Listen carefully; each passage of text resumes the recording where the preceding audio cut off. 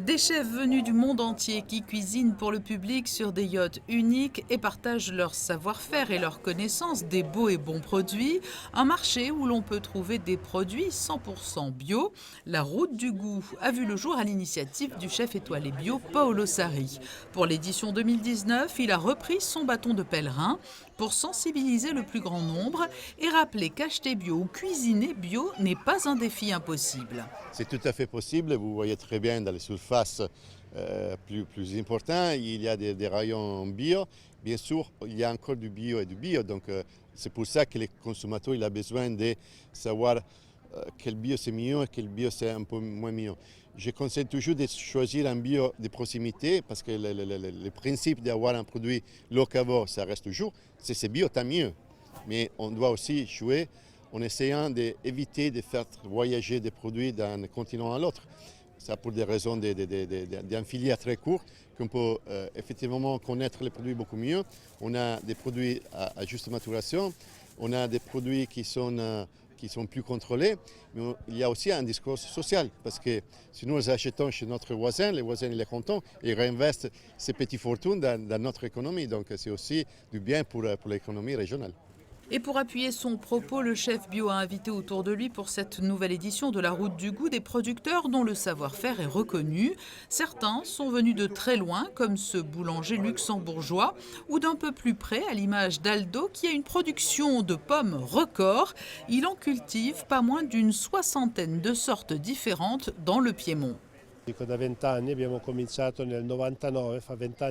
Nous faisons de la culture biologique depuis 20 ans.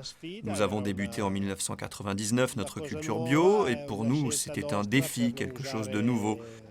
Nous avons abandonné les pesticides, cela a été contraignant, mais aujourd'hui cela paye car le modèle bio s'est développé et c'est très demandé désormais. Alors nous avons 60 sortes de pommes différentes. Pourquoi en cultiver autant? À vrai dire, c'est une passion et nous conservons ainsi une tradition avec des pommes très anciennes. Plus étonnant, à côté de ces beaux fruits ou ces champignons, ce rôti ou cette escalope qui pourtant n'en sont pas. Ces produits ont l'apparence et le goût de la viande et pourtant il ne s'agit que d'un mélange à base de blé et de lentilles. On a recréé en manière 100% végétale. Donc on a utilisé simplement de la protéine de bleu et de la farine de lentilles avec tous les arômes méditerranéens parce que la société c'est en Italie et c'est de la région de la Calabria, donc au sud de l'Italie. Et on a recréé donc des produits qui semblent la viande. Si vous voulez goûter, vous pouvez imaginer de manger de la viande, mais ce n'est pas de la viande. Mais on a des protéines qui sont plus supérieures de la viande. C'est-à-dire on a des protéines de 18 jusqu'à 30 unités non, pour 100 grammes, donc très élevé plus de la viande. Et en plus, il ne fait pas mal à la santé. Et parce qu'au-delà de sa démarche bio, le chef veut aussi favoriser le développement de la culture du bio dans les pays qui n'en ont pas les moyens, Paolo Sarri a saisi l'occasion de cette route du goût pour récolter des fonds destinés à financer l'ouverture d'écoles à Madagascar. Un établissement a déjà vu le jour cette année dans le nord-ouest de la Grande Île pour accueillir les enfants dont les parents travaillent dans une ferme aquacole à proximité pour produire des gambas biologiques.